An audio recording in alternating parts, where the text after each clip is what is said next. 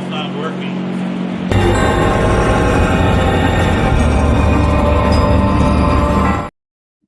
What up, guys? Underworld?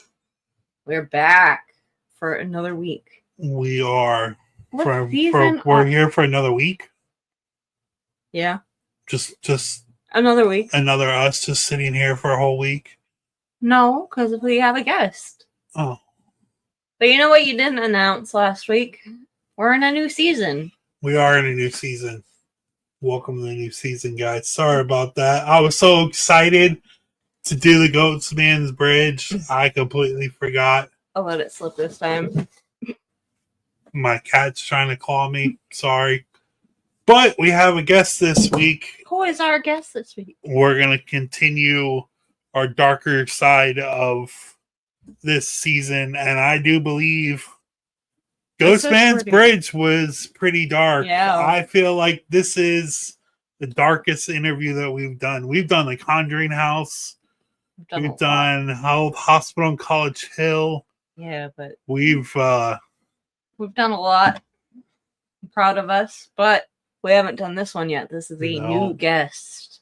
It is a new guest. We've had a lot of returning, but this is a brand new, never talked to before. We've had houses, we've had hospitals, we've had morgues, we've jails. We've had jails, but you know what we haven't had yet? An asylums? How about another lunatic asylum? How about Trans-Allegheny Lunatic Asylum? Maybe. Here's our guest.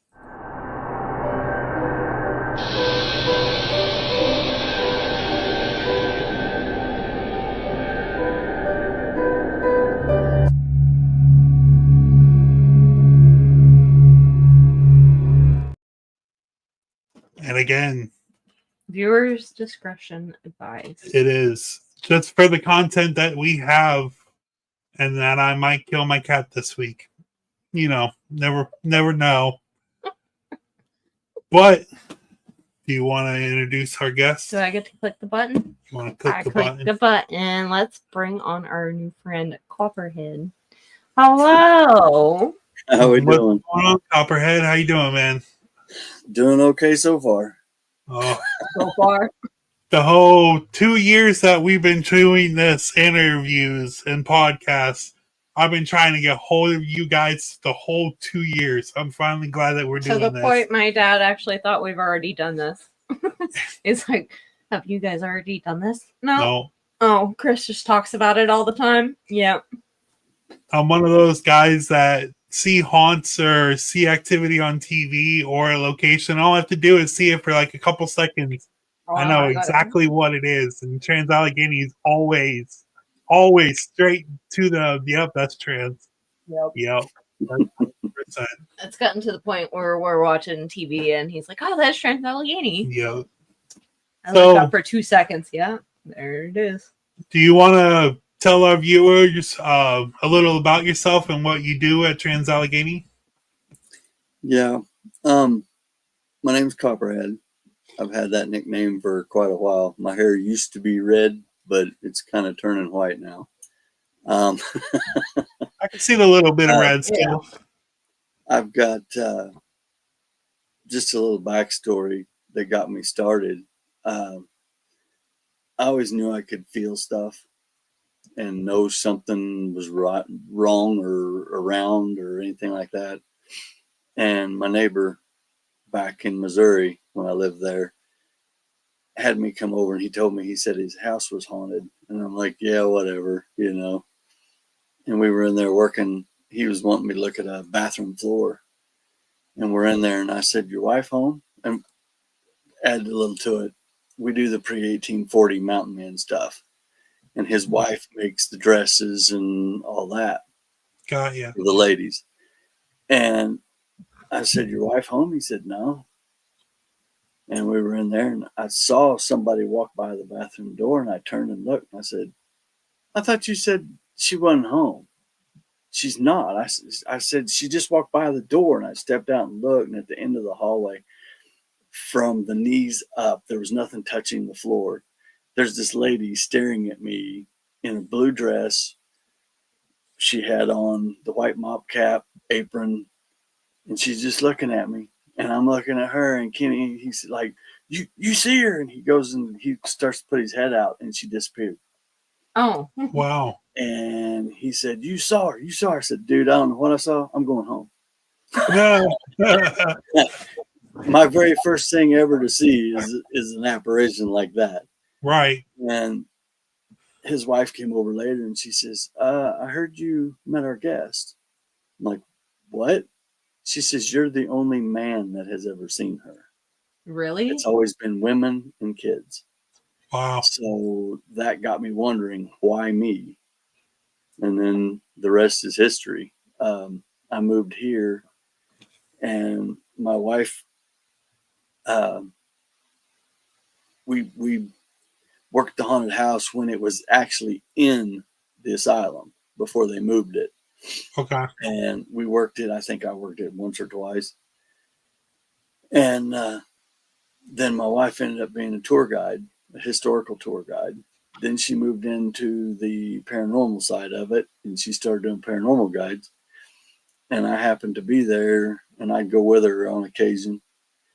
And thing led to another, and a guide quit. And they're like, do you think you can do this? Yeah. So yeah. I already got my stuff in the car. What's going on? What's up, man? I've been waiting for this. I was there for about 8.5 years, and basically got burned out and left. Because I mean, I was in there every weekend, for 8.5 years, and it was when it was just getting started good and everything, and I was just burned out, and so I quit for 7. Then I got invited back about 1.5 years ago. It wasn't this past October, but the October before. I got invited back on September. And so I've been back for about 1.5 years, back inside. And it's rather interesting. I know my energy has changed, but it feels like the building's energy has changed also to me. Yeah. Did they still remember who you were and everything? Oh yeah. I've got a few that I just got Frank and Larry talking to me again after about 1.5 years. And then there's one that I don't talk about a whole lot. He doesn't like people, and he stays back to himself. And when we go down through there, I tell him, if you see a shadow figure back there, don't go back there. Yeah. He probably won't talk to you at all. And I'm the only guide that doesn't mind going back there, because I found him on accident, and I was always told to stay out from behind there because he was mean, and so I never went back there. And it was out of the frying pan into the fire one night, and I just turned the corner and walked right back there. And I said, dude, sorry, but I got to come back here for a minute. And ever since that night, I'm pretty much the only guy that goes back there and can do sessions and everything with him.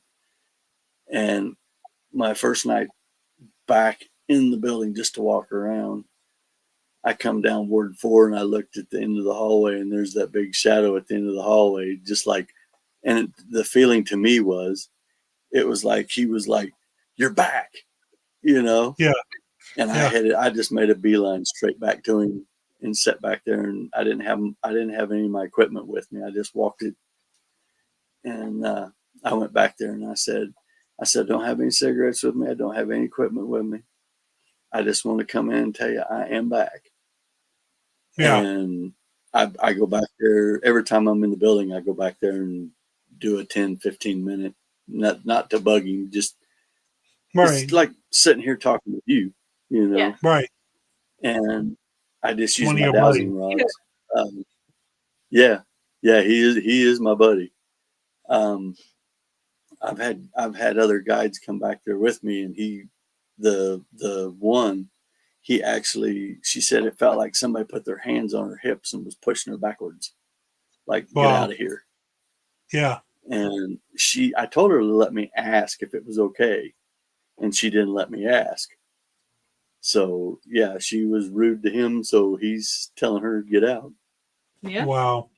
Respect the space. Yeah. So Yeah. if anybody doesn't know what Trans-Allegheny is, it was a lunatic asylum. It was built in 1858 and finished in 1881 by Richard Andrews. It was built on 666 acres. Yeah, and the funny thing is they didn't want evil associated. They didn't want evil associated with mental illness. Yeah. And they set aside 666 acres. Well, the thing that doesn't, they do it on 666 acres on hand-cut sandstone. That's like it absorbs everything that happens ever, and you're gonna build the whole building in it. That's what gets me. And the walls are about 2 feet thick. Wow. On that building. So, from what I know, it was built in 1858, but it was stopped.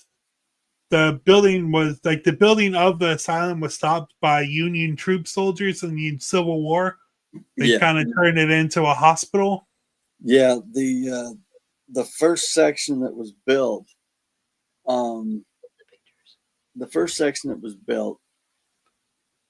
was actually built when West Virginia was Virginia. Yeah. It's the far side left, that single story area is what we call the Civil War section. Wow.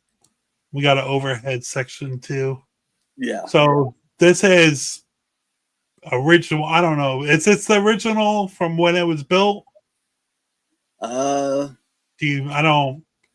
did a little research on it. I couldn't find if it was like the actual original, because I know that they've been building on it since it opened in 1964. So from 58 to 81, they built this grand asylum. Well, go ahead. Is that right? It was it'd be 1864. Oh, 1864. Yeah.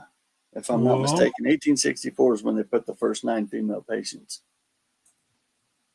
Oh, it opened in 18. Okay, that was my bad. I have dyslexia. That was that was my bad. But okay, wait a minute, 64. See, that's why we have guys like you.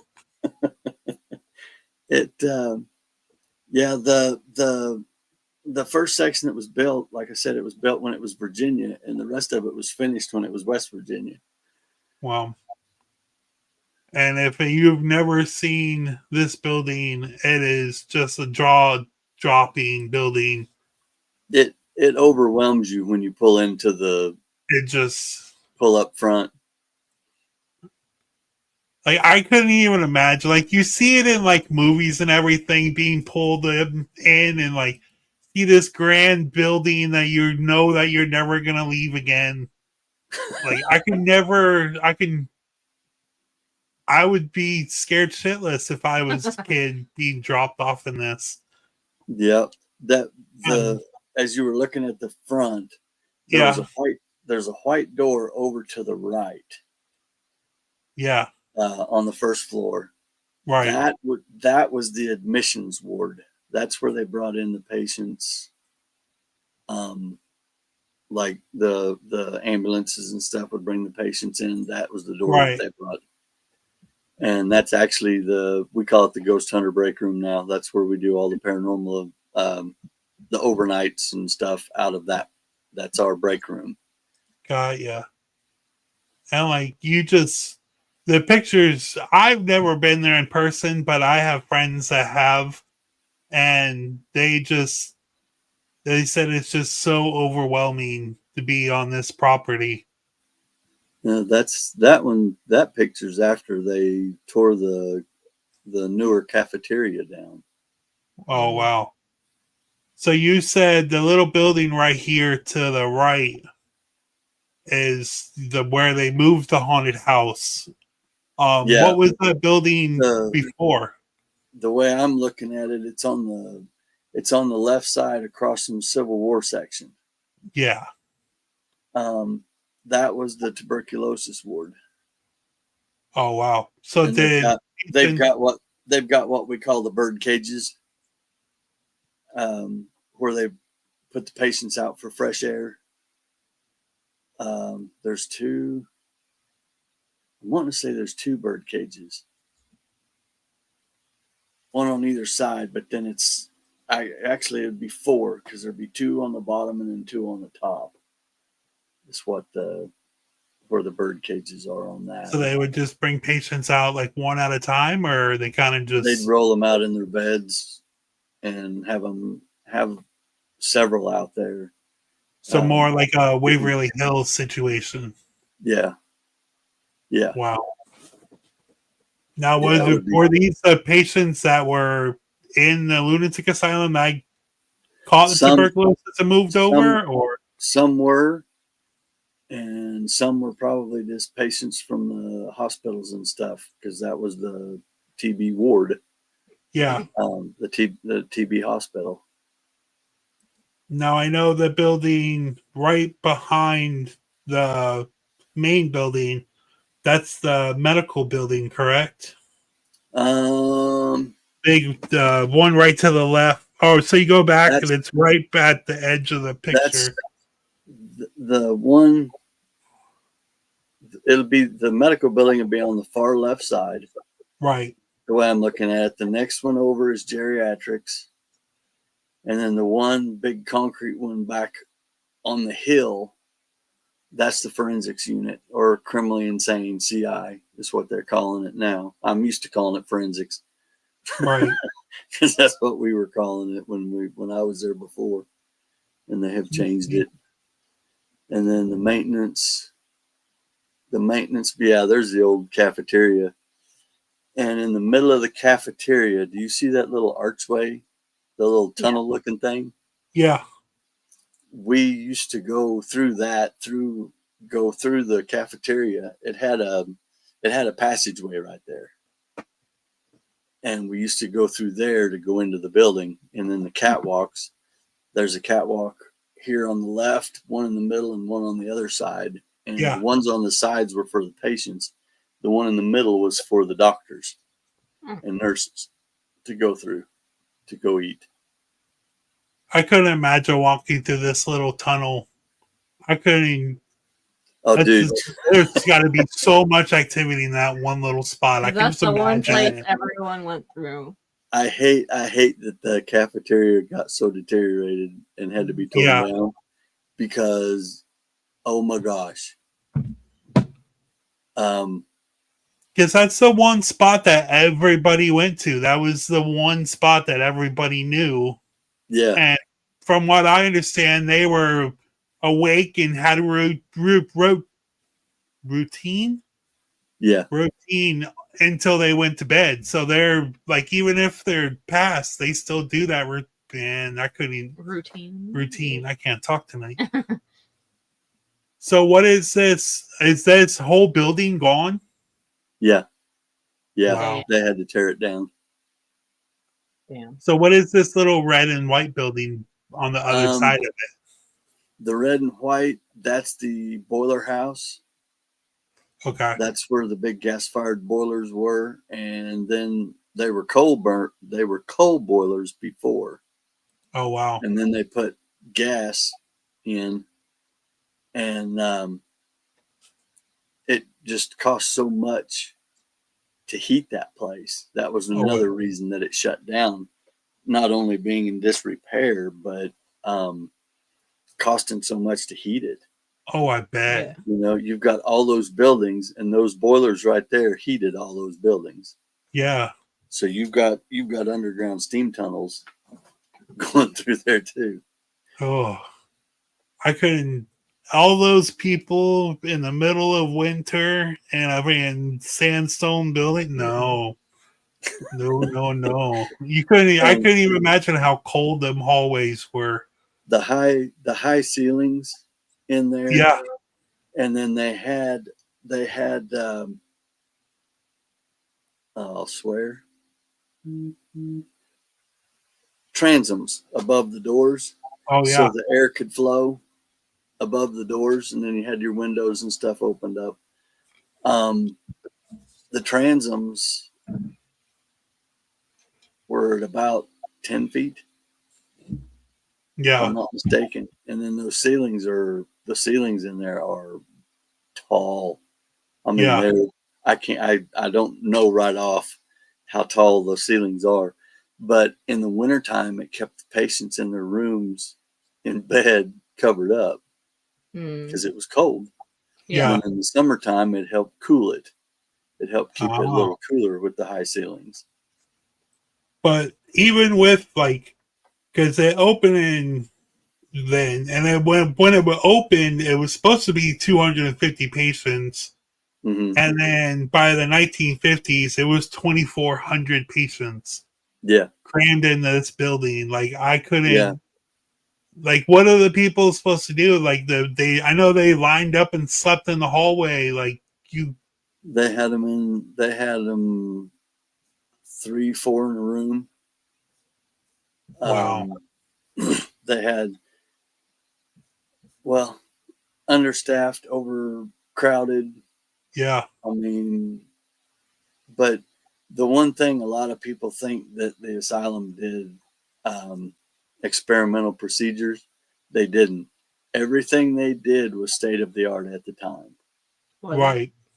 For that time, yeah. Yeah, for the time that they were doing it, that's what was the main the big deal at the time, Right. There weren't any experimental stuff going on.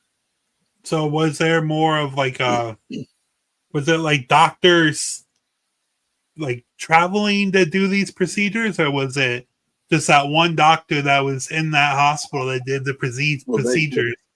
They had different doctors. And then you did have your traveling doctors like Walter Freeman. Because I can't imagine a state of art building like that back in the 1950s. Even with Pennhurst and everything else that was around that area, Trans-Allegheny was the top notch of the asylums and everything, correct? Around that time? When it first opened, yeah.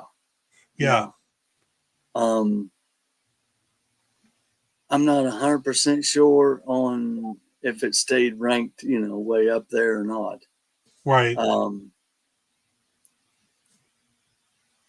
I know that, like I said, you did have your different doctors going to different hospitals all around. Right. And it was open, like I said, what was it, 1864 to 1994 is how long it was open. Wow. That's crazy. Still think a lunatic asylum like that was still open in 1994. Yeah. Yeah, 94 they closed the doors.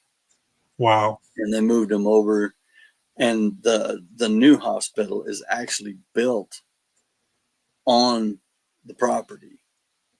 New hospital? So they kind of just took out of the old building and put it in the new? Yeah. The Sharps Hospital is on the same property, but it's quite a ways away. Oh, okay. It's on, like I said, 666 acres. That's a lot of acreage. That is a lot of acres. You go through town on 33 straight on out, and Sharps Hospital's out that way. So my question with showing a picture like this, I know that most of the courtyard's up in the front. Where is the on-site cemetery? After all these patients passed away, I know from what I know, they were buried on site with just a marker with the numbers. If the family didn't pick them up, right? they were buried on property. Now, The do you guys cemetery know where that is? Or? The cemetery is actually back on the farm. There's three cemeteries back on the farm. And all the markers are still there. You can still see them all, or No. no. Okay. No, but you can see the plots if Like the you sunken can see where the plots. plots are. And then Okay. they've got a book. They've got a book of where everyone is and all that. They were actually they put their paperwork, their death certificate, I believe, and who it was and everything. They put it in a jar inside the casket with them and sealed up the jar. So why did I mean, I guess if they had to like unbury them, or yeah, they knew who they were. Came to get them or whatever, they could look and make sure it was the right. So what if it wasn't the right person? They had to undig 3 or 4 to find the person, or well, the way they've got it marked, I'm pretty sure they had it down where they were. Wow, that's I've not seen, because the state still owns the cemetery. Okay. Oh. So I want to get into a couple of these in the hallway and everything, and then we'll get into why this episode is viewer discretion. But this is just the history of the building. We'll get into the juicy stuff here in a minute. But do you want to explain what ward this is? If you know. Yeah, that's Ward R. That's on the 4th floor. What kind of activities in these is? I know, like from what I know, the higher you get, the worse it gets. Is that right? It depends on the night. Okay. Actually. Okay. The asylum, you never know, and that's no joke. You never know. Right. One weekend you could be the 2nd floor would be hot. You know. Right. Then the 4th, then the 3rd, then it just jumps around. The activity jumps around. Yeah. So I guess it's kind of like when they were living. I guess it just depends on the mood per the day. Yeah. I guess how grumpy they wake up. The one thing I always tell people is if they were disturbed in life, there's a good possibility they're still disturbed in death. Yeah. Right. And I always tell everybody to be respectful, because you go into that building and do all this reverse psychology stuff, and it's not going to work. And if you make them mad, 9 times out of 10, it'll be quiet. Yeah. Right. I wouldn't want to talk to you if I'm mad at you.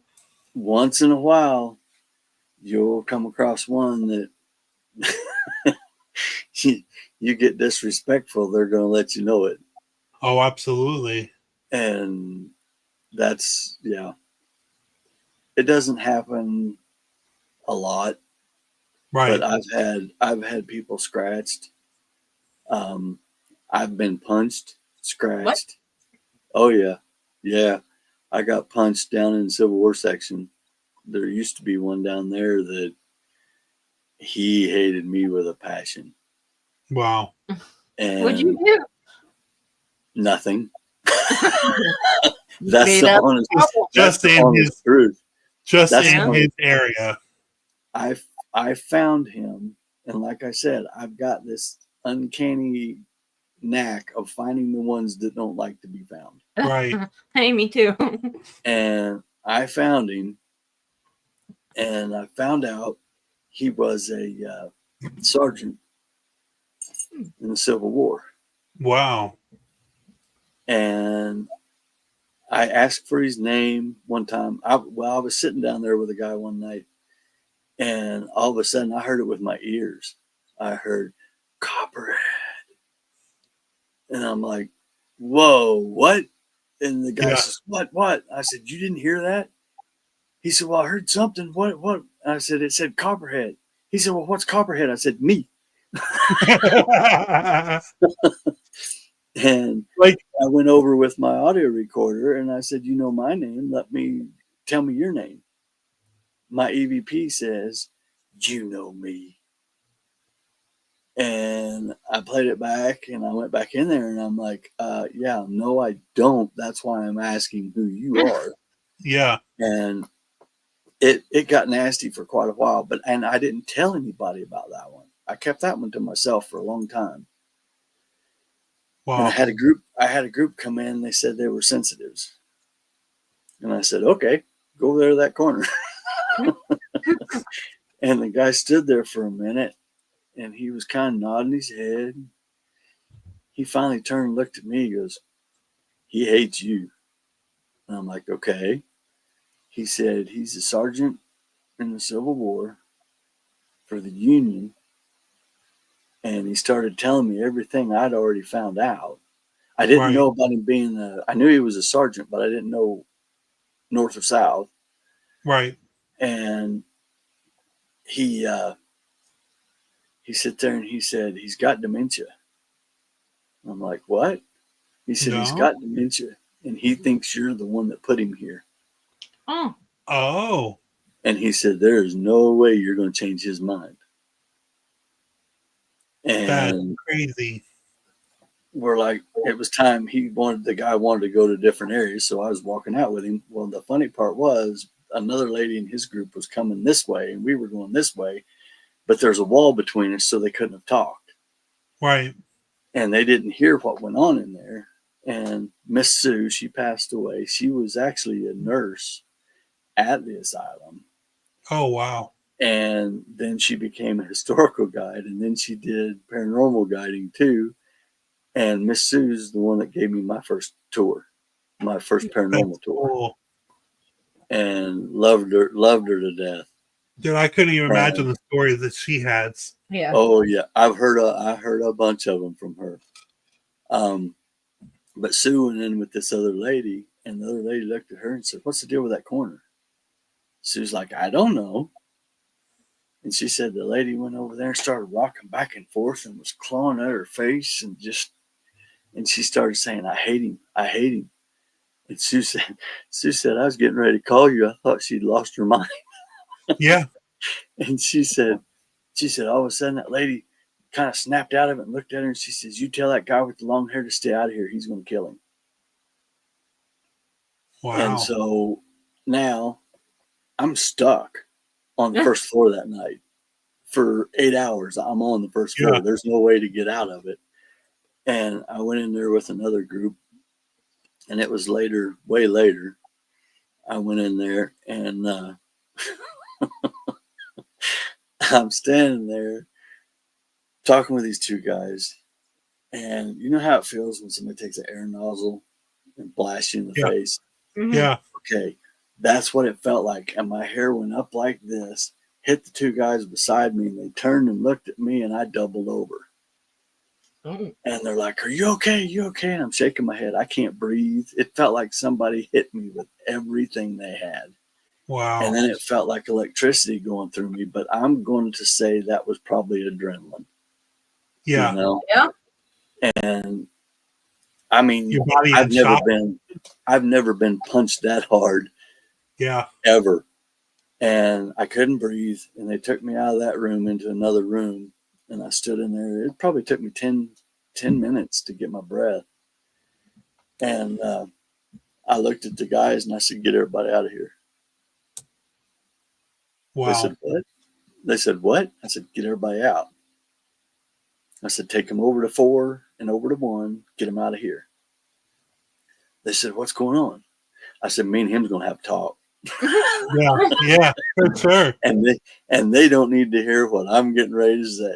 Yeah, absolutely. Yeah. And they did. They took them all out, and I went in and I shut the door behind me. And I went in there and I told him, I said, you don't put your hands on me. I don't put my hands on you. And I mean, I just cut loose.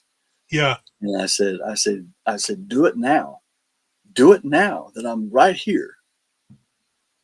And nothing happened. Wow. But every time I'd go in there, sometimes I'd get made sick. And sometimes I just couldn't hardly force myself to go in there. And when I went back, I walked in. I was standing there looking at the cafeteria, and I'm thinking, I don't know about this. And I walked in, nothing. I'm like, what? And I said, Sarge, it's Copperhead. And I was waiting. Yeah. I knew I was going to get hammered. Nothing.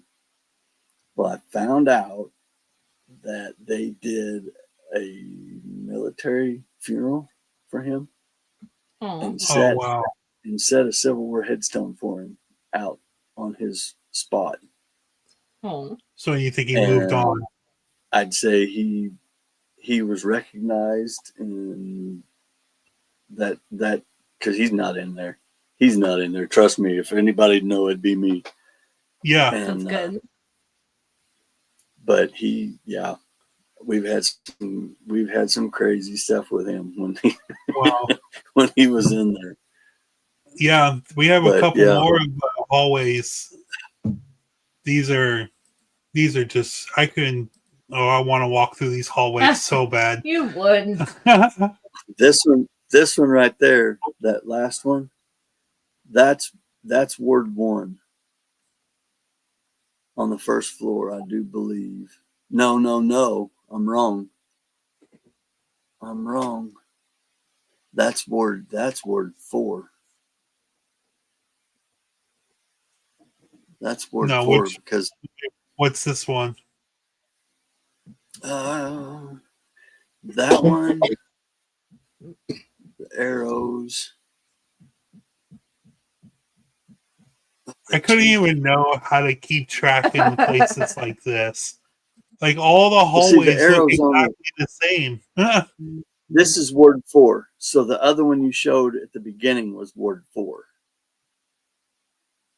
That one is Ward. This one and this one? That's Ward 4. That's Ward R. R. Oh, okay. So this one. Yeah. There was another one that you showed looking down. That one. See, that's Ward 4. Okay. Because that's the lattice work at the end of the hallway. And then the door with the slit. Like a patient people where the patient slept, or yeah. The first floor pretty much was like your easy take care of patients. Mm-hmm. Like your I know the word. Swear. Trustees. There we go. Okay. They could have been some of them that worked out on the farm, because that was a fully functional farm. They had dairy, beef, chickens, pigs, and the patients that could work the farm. They had coal mines. It was more like a poor farm type situation. Yeah, it was a fully self-sufficient operation. Wow. And Penhurst was the same way. Yeah. Down at the end of that ward is where my buddy's at. Oh, okay. And Lily's room is down there, the last room on the left, just before the lattice work. I was getting to that one. Now, from what I know about Lily, she was born at the asylum. And she went out and played in the asylum and everything, and went outside to play. Unfortunately, she passed away in the hospital due to how bad it was in the asylum, if I'm correct, Copperhead. The thing that about her is we don't have documentation. Everything that has been told, everything that's been told about her is what's been found out. Okay. Basically through the ghost hunts. Okay. I used to have a really good time in there, and she got mad at me before I left, and she don't talk to me no more. Aww. So 2 years before I left, she got mad at me. What'd you do? asked a question. How dare you? And that's how I'm gonna leave it. Okay. She got mad, and when I come back, my first night giving a tour, I went in there and I was talking about her and telling the people about everything that happens. I said, this will be the only time I come in here. I said, I come in to tell the story, and if you're in here doing a session having a good time and I walk in, it's done. I said, everything will stop. And I said, she doesn't like me. And there were two ladies standing there and had K2 meters. Both K2 meters went to red and stayed there until I walked out. And I said, yeah, you really don't like me that much. And the K2s kind of flickered a little bit. And I stepped back in. They went straight back to red. And I said, okay, you want me to leave? Shut those off. They went off and I went out.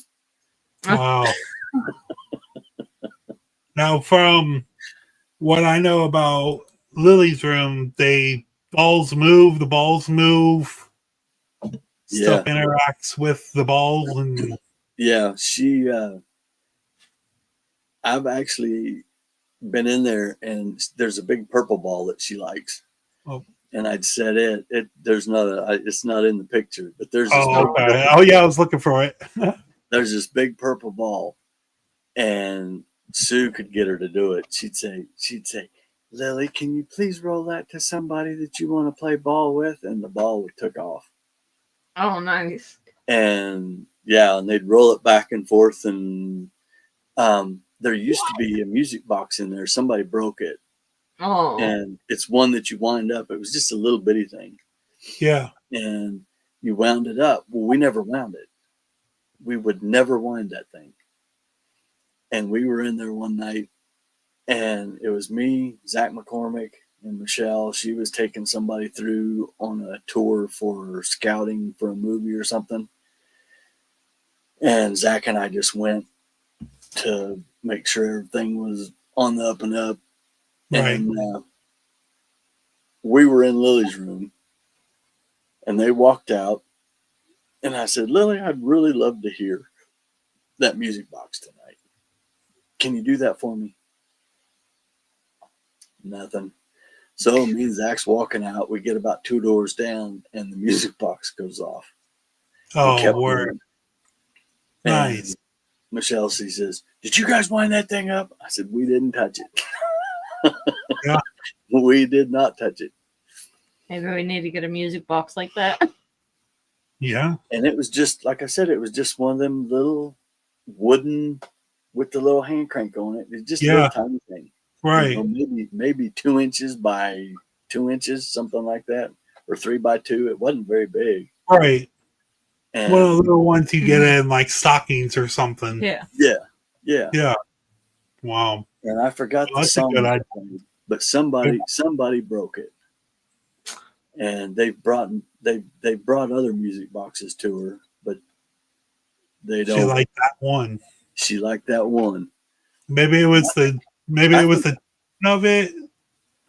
I don't know. Adam, he's a good friend of mine, Adam Bonnet. He worked there too, and he was he's in a wheelchair, and I think Adam brought her that. Oh, and that's another crazy one. I was in Lily's room one night and heard him roll down the hall, and then I saw him out in the hallway, and my group, I was pretty much done in there, and I told him, I said, well, I'm going to step out for a second, talk to Adam. I got out there, he wasn't there. And I messaged him, and I said, where are you at? He said, I'm up in the break room. I said, were you just down here at Lily's room? He said, no, I've been in the break room the whole time. Yeah. Wow. And yeah. So there's a mimic. We get a lot of mimic, or used to. I don't know if that does too much anymore. But I walked, my son was a guide, and he said, I was coming down Ward 1. He says, can you help me find my group? I said, yeah, no problem. And we walked down to Civil War section. Nobody's around. So we're walking back out. And I'm talking with him. We get into Ward 1, and there was a bathroom in there for a while that was used for the haunted house, and they put a mirror, and you could open up the mirror, and there's a medicine cabinet, and they had the hole cut out in the back, and they stuck their head out and screamed. Oh, wow. Well, I walked past that bathroom, and Andrew's over here. We're talking. A light comes on behind me, and I turn and look. Andrew comes out of the bathroom, and the one beside me is gone. What? Yeah, I was not happy. I said some things. Okay, hold on. So the person that you were trying to find a group for wasn't a person. Yeah, it wasn't. And we talked all the way down there and all the way back. Just like a normal conversation, just like what we're doing right here. Wow. And Andrew come out of the bathroom, and I cut loose. He said, "What are you yelling about?" I said, "Dude, I just walked with you all the way down to the Civil War section and back." He said, "No, you didn't. I've been in here." I said, "Exactly." Exactly. It's wow. And then up on Ward B and E, that's Ward B is women's admissions. Ward E is men's admissions. And one of the guides, Zach McCormick, me and him are still real good friends and do paranormal stuff together on occasion. And he loved Ward E. Yeah. And I had a lady one night that I was managing at the time, and this lady I'd come up was checking on groups and stuff, and she didn't want to go with her friends down into the children's ward. She said, "That kind of creeps me out." And she says, "What, can we go over here?" I'm like, "Yeah." We get down almost to the end of E or B, and I ran into Zach, and I'm like, "Hey man," I said, "she wants to go over here and check out Ward E." He said, "I was getting some pretty good stuff." He said, "I'll go back." I'm like, "All right." So we head back over, and for some reason that night, that ward, there was no light coming in through the windows, nothing. I mean, this ward was black. For some strange reason, it was darker than it usually is. Right. And we're standing at the first archway, when you come in through the transition hall. We're standing there, and Zach says, "I'm gonna go down to that bathroom." He said, "I've been getting activity down there." I'm like, "All right." And I asked the lady, I said, "You want to go?" She's like, "No, I'm gonna stay right here." I'm like, "All right, I'll stay here with you." And Zach says, "Well, I'm gonna head on down." I said, "All right." So we watch him go down. We're standing there like 25 minutes. And the lady, she told me, she says, I'm getting creeped out. She says, "I got to get out of here." I said, "Well, I'm not leaving Zach." And I walked down, and there's a conduit coming down the wall that's about 3 feet from this last door on the right before the day area. And I stood there and I said, "Hey, Zach." Answer. I said, "Zach." No answer. Zach steps out of the door right in front of me. I jumped. The lady squalled. I said a few things. And I looked at him. I said, "How'd you get in there?" He said, "I've been in there." I said, "No, you haven't." I said, "You walked over here with us." And that lady's really freaking out. She's, you came in here with us and you walked all the way down there. And I told Zach, I said, "Dude, you went down to the bathroom. We watched you go down to the bathroom." He said, "I can't go past the second archway." I said, "What do you mean you can't go past the second archway?" He said, "Bird allergies. The pigeons are getting into that bathroom." He said, this is as far as I ever go." And I said, "Did you see yourself walk past yourself?" He said, "No." He said, "But I heard you guys come in." I said, "You didn't hear yourself talking?" He said, "No." And we stood there for a minute, and we walked out. And the lady's, she's done. And Zach and I are out in the center section. I looked at him. I said, "Let's go back to B, or back to E." He says, "Why?" I said, we got a chance to prove something, man. He said, what? I said, well, they say if you see your doppelganger, you die, right? Yeah. I ain't dying tonight. I won't tell you what he said to me, but it wasn't nice. Yeah. I know exactly what he said. No way in hell. You out your damn mind. That's close. Yeah, pretty much. That'd be my answer. I mean, I'll go there because I'm an investigator, but anyways. They've heard me. One of my things that I used to do is I open up the ward instead of walking all the way down. At the end of the floor change, I open up the door and I yell down. I say, hey, floor change, let's go. And I was 2 floors down. Mark was on the 4th floor, and he calls me. He said, what are you doing up here at my floor? I'm like, what? He said, you just yelled down my ward.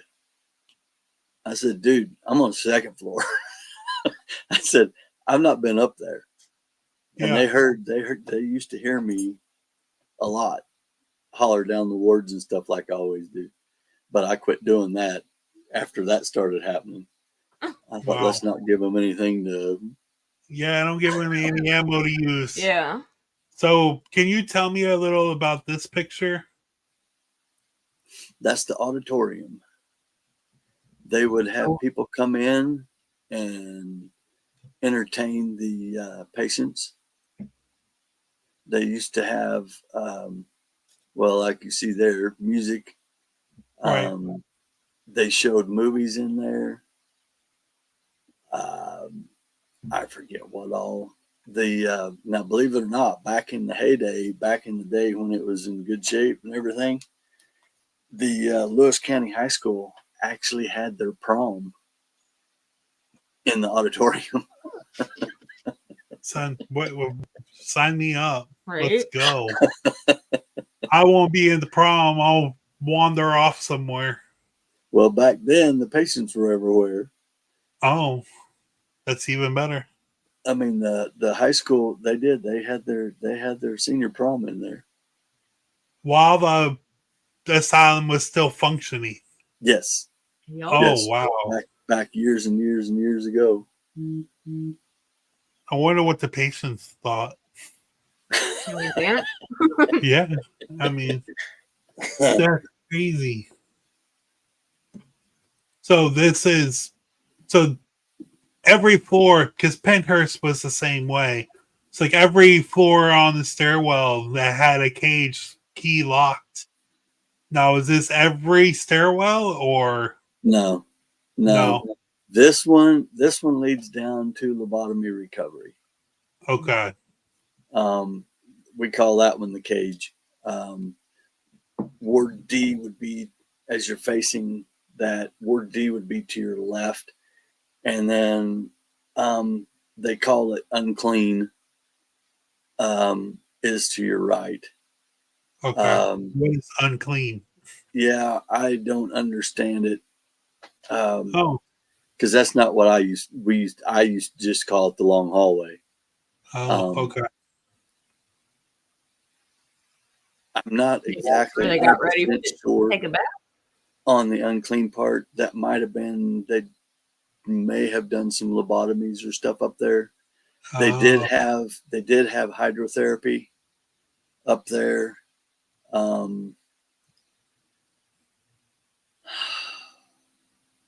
It's rumored that there was a nursery up in there. I do have some friends that's got an EVP of a baby crying up there. Wow. So was that more of like a patient type of thing, or like employees with patients? Yeah. That was probably patient babies. God, yeah. A buddy of mine used to work there and have to go down the elevator inside the elevator and drop down on top of it and say, cut it out, get out of here. Because they'd get in there and shut and lock the elevator down. Wow. I mean, you couldn't even imagine 2,400 people all crammed inside, shoulder to shoulder with lunatic asylum, I mean, they weren't all. I mean, not all of them were lunatics. They had certain they put wards. people in there for everything from Um, women.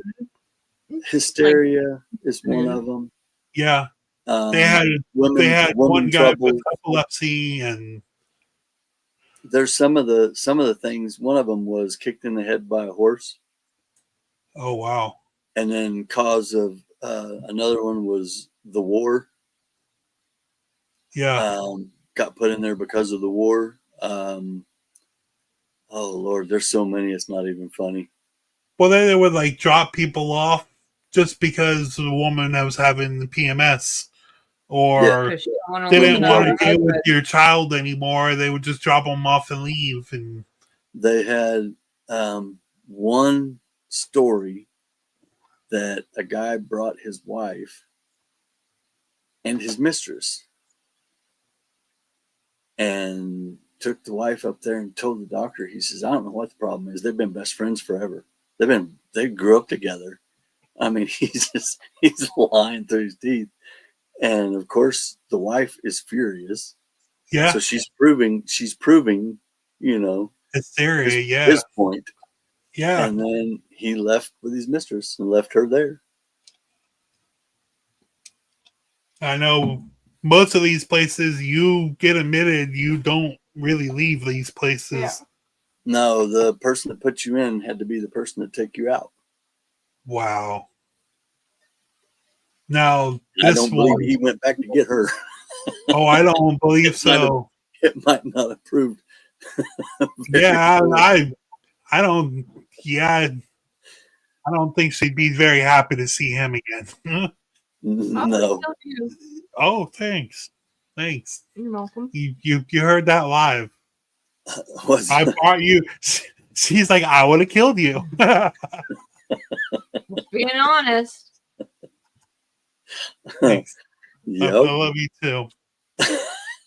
I don't plan on dropping you off at an asylum. Well, I mean, to go park and I'll be right back. But these days, it's not okay to call it a lunatic asylum. Now they call it a behavioral institution. Well, I'm at the right place. So what is this hallway? This one's I could imagine being there in the dark. That is Ward F. That is the seclusion hallway. Oh. So that was like the worst of the worst. Yeah. That's the violent men's ward. Oh. Wow. Lovely. Now what kind is it still pretty violent up there, or is it more shadows? Really. A lot of shadow figures. Now Big Jim's up there, and he can get a little cranky. Yeah. I always tell everybody to be very respectful to him. He actually, one night, Paul and I was in there, and I was doing a session, and it felt like somebody took their hand and grabbed my dowsing rods where they crossed, and they started coming up. Yeah. And they're coming up, and I've got a hold of them, and they came up like this, and finally I said, that's enough, and I pulled my arms and pulled my rods apart, and I went out in the hallway and leaned up against the wall, and I've got my dowsing rods in my hand, and they're still straight. I got my dowsing rods in my hand, holding them about midway, and I'm leaned up against the wall. Paul looked at me and says, you think you got another one in you? I said, yeah. And so we went down to the bedpost murder room down there. And that's where we were heading. When we got in there, I got a hold of my dowsing rods, and I kid you not, they were bent in a horseshoe. Oh, they were bent in a U shape. What? And let me see. I've got them right here. My dowsing rods aren't small dowsing rods. Yeah. And they were bent. They were bent about right here in a horseshoe shape. I don't think I've ever seen dowsing rods that big. Holy moly, Copperhead. I've had these for a long time. Wow. And I didn't know. I can find like water lines, electric lines. Yeah. I found a 50 pair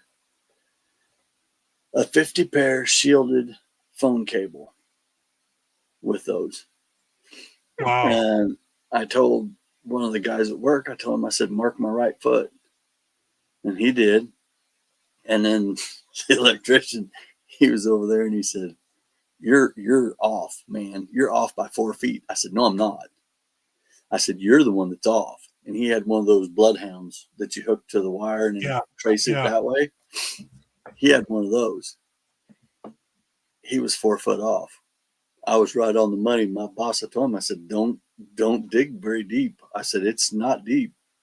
And he reached up and busted it right in half when What was that? and I don't know how I can find that stuff. It's just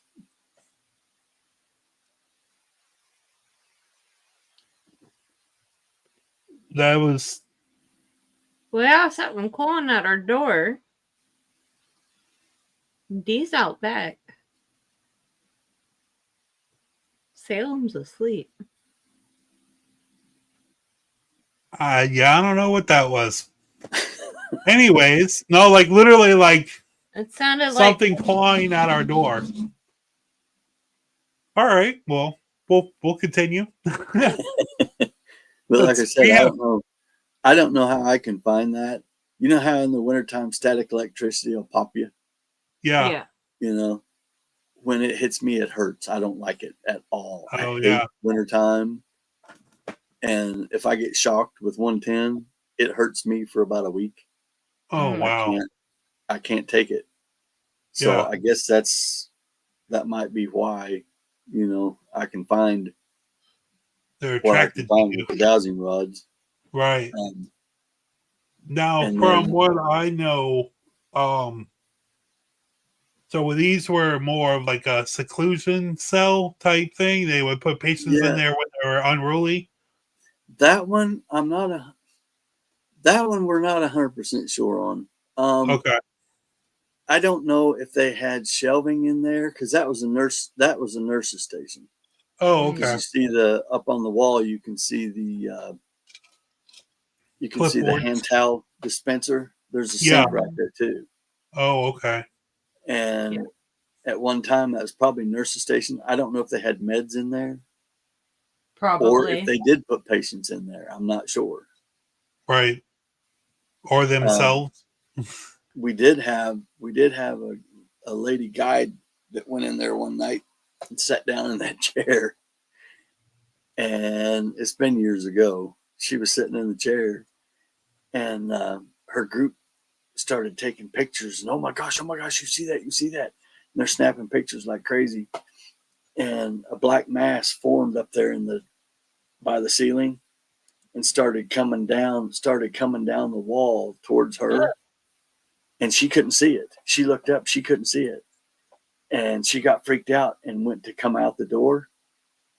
It wouldn't let her out the door. The door and the lock is disabled. It doesn't work. Yeah, right. There's no way you can get locked in it. And she was sitting there hitting the door, trying to get it to open, and it would not open. And then finally it popped open and let her out. Wow. And I've joked with all my groups. I tell them, I say, if you want to go in and sit down, that's fine. And I said, I'm not going to do it. They're like, why? I said, they'll probably keep me. I'll go do it.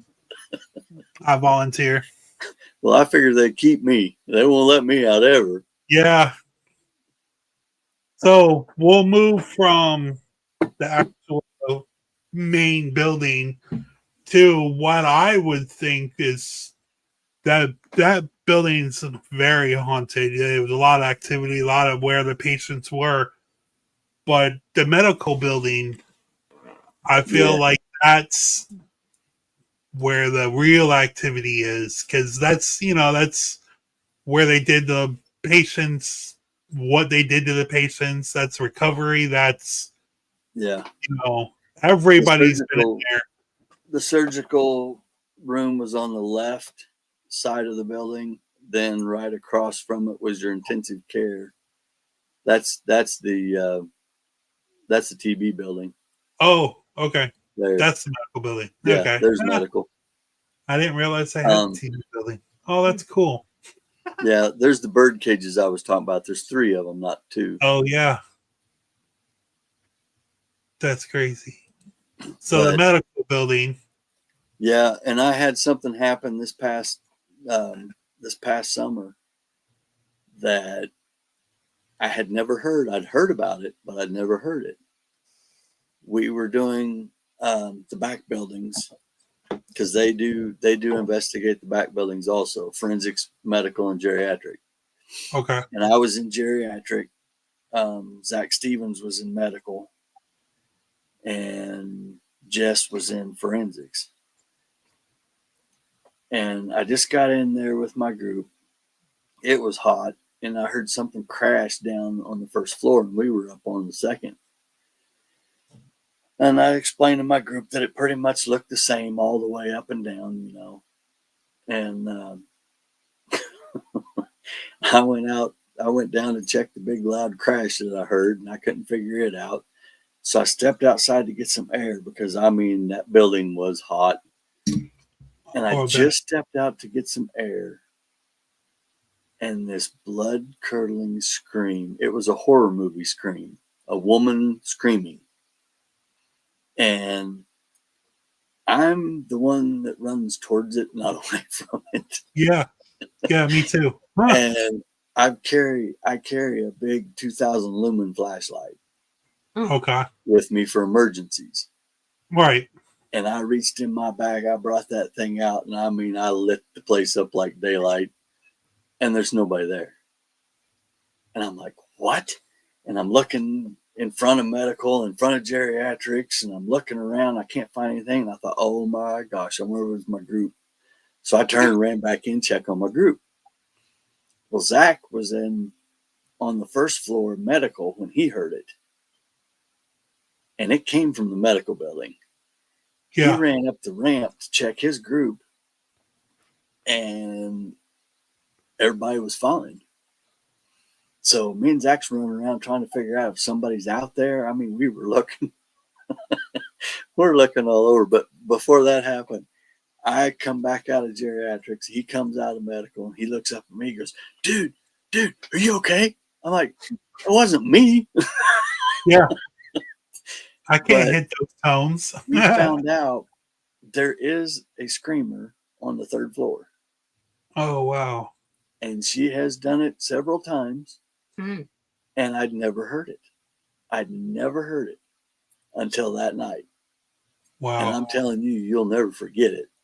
Oh, I bet. We were getting ready to change buildings. I was going into medical. Zach was going to forensics, and Jess was coming to geriatrics. So I'm standing there with Zach, and his group comes out, and this one part of his group looked at him and says, we got something to show you. They were up on the 2nd floor doing a session, and they were filming it with their phone. Yeah. And they said, can you make a noise for us? Can you do something? Let us know you're here. One of the guys said, we'd love to hear that scream. It wasn't 10 seconds after he said that scream happened. And they've got it on audio on their phone where they videoed the session. And they've got it. And you'll never forget that scream. Oh, I bet. Oh, I'm getting chills just thinking about it. Well, I joked and said if I was on the 3rd floor and that happens, they're going to have a mess from the 3rd floor all the way out the door. Oh, I bet.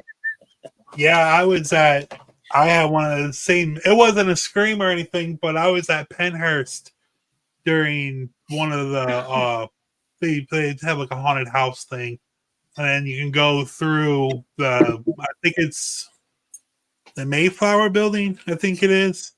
They have like a museum, and you can walk through and look and see how they left it and how it was to be in Pennhurst.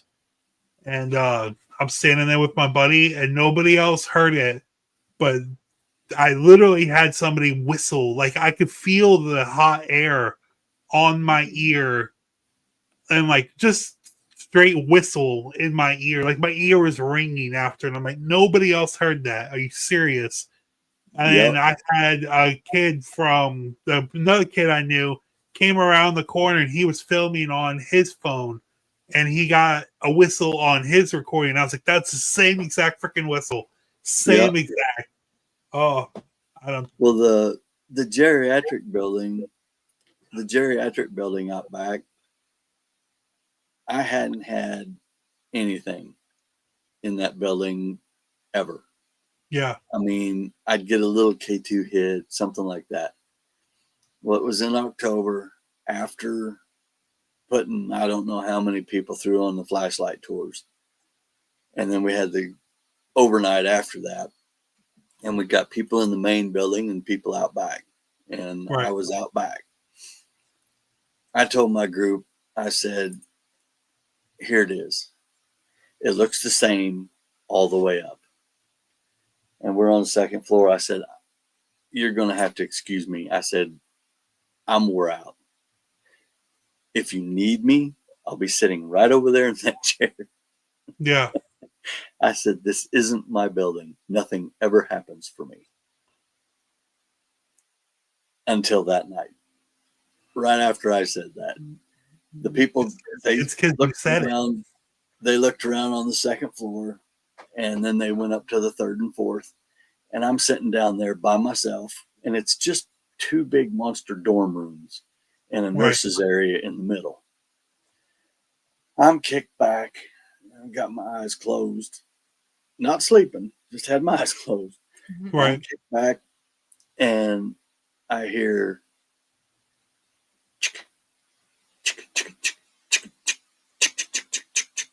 I'm like, what? And I'm looking up, I'm trying to figure this out. It sounded like an old typewriter. That's what it sounded like. So I get up, I go to the nurse's station, and it doesn't do it again. So I'm not going to say it's paranormal because I couldn't narrow it down. And of course, I'm not running audio. I'm not doing anything. I'm just, just sitting there. And I'm kicked back again. And there's a light, this little light about yay big. It's on the floor. I mean, it's flat on the floor. I'm looking at that, and it shot back to the bathroom. And I'm like, that had to be a reflection from over in the medical because it's, you know, they're so far apart. And I figured that's got to be what it was. It's a reflection off of something. So I kicked back, and I'm looking, and I thought I saw something, but I wasn't sure. And that same light is about 10 minutes later is across in the other dorm on the floor. Again, I'm like, what? And it zips back to that bathroom. I'm like, all right, somebody's down here messing with me. Right. And I kid you not, I've got this little stream light flashlight. It's about this big. It's just, it's not big at all. That's my guide light. And I've got it in my hand. And I don't turn it on yet. I thought, I'm going to get them. And I'm sitting there, and all of a sudden, something hits. There's these doors that are over the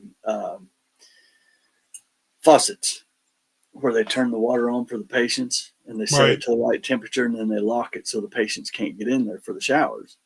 And that's the temperature of the water. So then they lock it back. It sounds like somebody's beating on that just 4 times, just boom, boom, boom, boom. I'm like, what? And I hear this guy's real gruff voice. I'm like, all right, that's enough of that. And I got up and I walked over, and I thought it was my group messing with me. And I hear this guy's voice. I can't tell what it's saying, but it's just rah, rah, rah, you know. Right. And there's a couple of rooms behind the showers. And I walk back towards that room, and that's where the voice is coming from. And then I hear, boy. And I said, boy, my ass. And I stepped around there and hit my light. And there's absolutely nobody there. I walked in. I checked it out. There's nothing. And I'm like, okay, somebody must have done it upstairs. So I went up to the third floor and asked them about it. They said, what was that? What was that? I said, well, it wasn't them. Went up to the 4th floor, same thing. And I said, well, y'all missed it. It was on the 2nd floor. I said, I can't say nothing happens in here anymore. Right. And I've had shadow figures. There was, I think it was the next week after that, we were out there and I sat down on the same chair. And these 2 guys, there was a storm coming and they wanted to leave early. And they came down to me and they were letting me know they were going to go. And I said, well, sit down for a second. They're like, what? I said, sit down for a second. Trust me. I said, something ain't right. Just sit here for a minute. And I'm sitting there and there's a closet over here on the left. I see the shadow figure step into the doorway of the closet. And I can see it out of the corner of my eye. And I told them guys, I said, just nonchalantly, I said, look to your right. And they both turned real slow. Holy shit. They started freaking out. And they said, how can you sit there so calm? I said, what am I supposed to do? Yeah. Yeah. I said, I know I ain't going to catch it. Yeah. But, no, You as soon take as your power. as soon as you move, that's gone. oh, yeah. Oh, Yeah. yeah. No, And with a body cam, I bought myself a body cam. And I'm like, man, this is going to be so awesome. I turn that body cam on and go walking through the asylum. You know what happens? Nothing. Absolutely nothing. They know. I've carried my other video camera and tried to use it. Nothing. They will not. They will. If I have a camera, forget it. I'm not going to get anything all night. Wow. And now that crazy part is I can use that body cam anywhere else. No problems whatsoever. But in the asylum, it's like, yep, nope, that ain't happening. No proof. And So I took it with me a couple of weeks ago, and I just emptied it off onto my computer and everything, and I reformatted it. I got to the asylum and I kicked it on and was getting ready to set it up and try it again. I kicked it on and it said memory card needs formatted or something. Yeah. And I'm like, I just did that. And I brought it home and it worked fine. We had the same problem at the Opera House. No, at the Opera House, our computers stopped working. Oh yeah, the Opera House we did. It still doesn't work. It completely killed my whole computer. It was working fine before we went there. I was using it on the way there, and as soon as I got there to set up the live, it's just done. Instantly done. It hasn't turned on since. But in the medical building and everything, you still have objects from the medical building. Do you guys get stuff like medical sounds or this stuff here is actually over in the main building. Oh, okay. I thought it was part of the medical. They did move some stuff over to medical for that's our very first break room. I can tell by the tile on the floor. That's the last room on the right as you come into the building through the front door. Yeah. That's the last room on the right. I know exactly where that's at. Yeah. But they did move some stuff over there for Expedition X. Oh, okay. When they were there, they did move some stuff in there, but they moved it back out.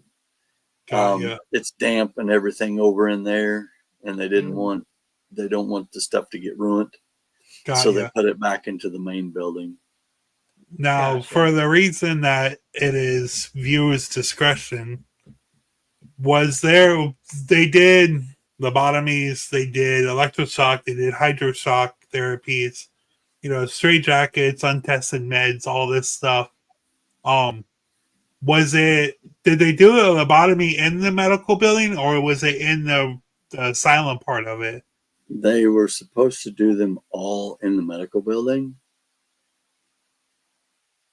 That might be a reason for unclean. Right. Mm. Oh. Okay. That makes sense. Dr. Walter Freeman did 100 lobotomies in one day Jesus. at the asylum. Anyone that he thought needed it, got it.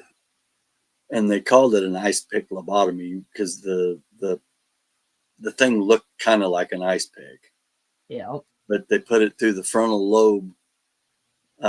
They either ran it up the nose or in the corner of the eye like that, and then hit it with a hammer, got in there and scrambled, basically disconnected the frontal lobe. So And that was pretty did much was the whole personality gone. Yeah, it made the perfect patient if they lived through it, because Dr. Walter Freeman didn't believe in germs. So he'd just wipe it off and go to the next. The same pick for 100 patients. Yeah. Ugh. And that's insane. He literally he was teaching other doctors how to do this, and he was a showman. And back then, that was their medicine. Yeah, and his car, he called it the lobotomobile. Wow. And like, you do something like that nowadays, that'd be cruel punishment. Back then, it was normal. That was state of the art fucking. Yeah, it was state of the art at the time, you know. Wow. And like I said, it made the perfect patient because you could feed yourself, clothe yourself, bathe yourself, but you weren't the same person. It basically stole your soul. Yeah. And from what I was told, if I'm correct, they did that to like women and children too. Mm-hmm. Oh yeah. Yeah. Yeah. Like you don't even have a personality yet to be doing it to children, and it just completely cuts the child part off of it. That's heartbreaking. They also, when they did the lobotomies, they also found out that the patients became more artistic. A lot of the patients became artistic, and they could play music, paint, draw, all kinds of stuff. Maybe if you take away one part of your brain, the other works harder. Yeah. That's crazy. I never knew that. Yeah. There's one that he actually had, he's got songs out. I can't remember the guy's name. Yeah. But he was at the asylum, and he did songs. I mean, he wrote songs and performed them. Right. Oh. I keep hearing sound. I guess that was our dryer. I was like, I'm like, what is going on right now? Well, I'm surprised. My little dog hasn't come and scratched on the door wanting in. Yeah. It's actually my daughter's dog, but so this is electroshock? Is that right? Do you know what it looks like electroshock. They also did insulin.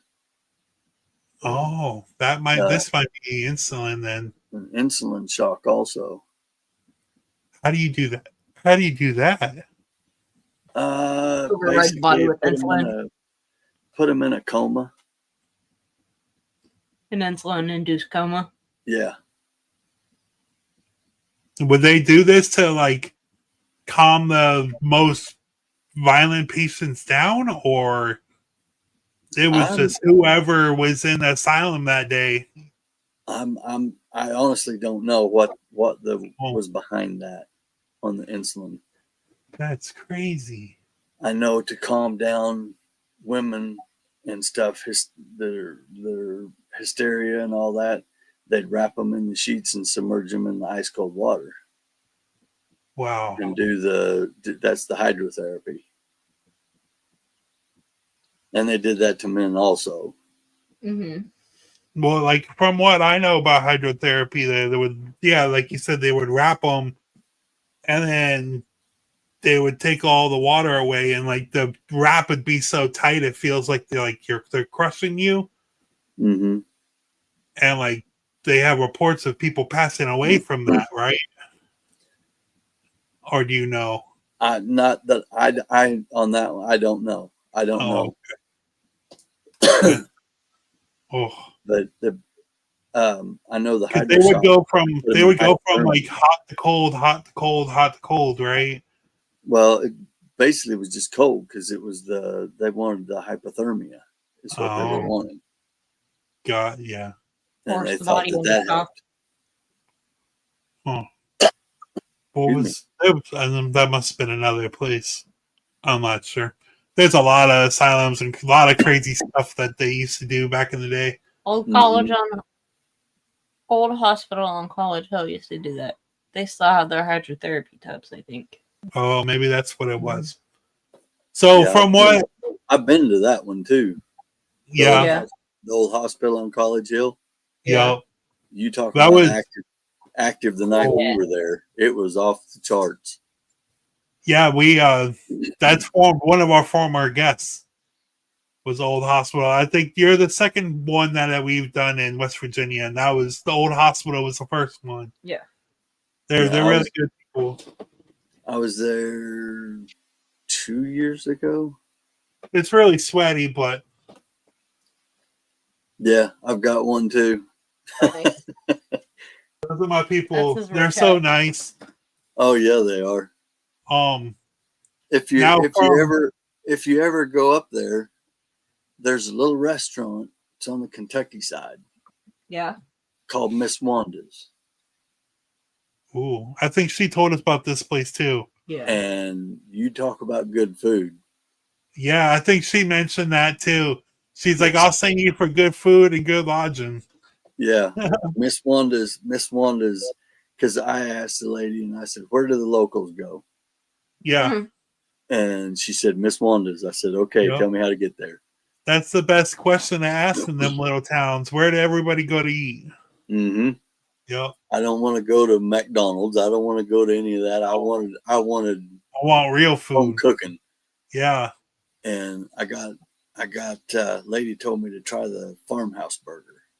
Ooh. And I did, and man, that's the best burger I've ever had. Yeah.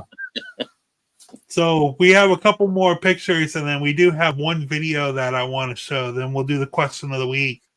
Okay. But there's a cool story that you were telling me before we went on. She was having a little smoke break. But do you want to tell me what happened last time you laid in the morgue? Oh, were you there for that? Okay. That's in the medical building, and the board doesn't look like that now. The board's all busted up and rotten, and right.